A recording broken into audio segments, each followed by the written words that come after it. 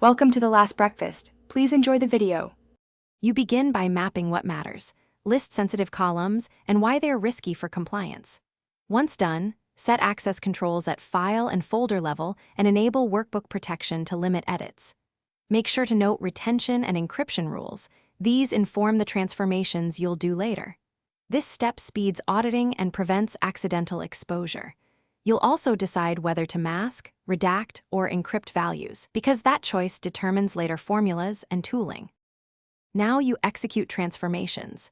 Use Power Query to clean and normalize formats and spreadsheets to ensure consistent types. This avoids validation failures downstream. Once done, apply masking or hashing to personally identifiable fields so raw PII is not stored in shared files. Make sure to create validation rules and conditional formatting to flag anomalies automatically. Then run summary pivots or sample lookups to confirm transformed values meet compliance criteria. Finish by exporting only compliant copies, password protect files, export to PDF when appropriate, or place data in an encrypted container to limit scope.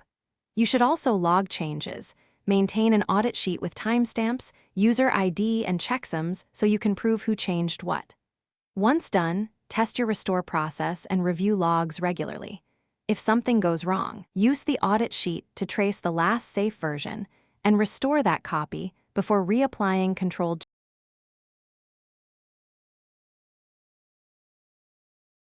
Thanks for watching. If this was helpful, leave a like and consider subscribing. See you next time.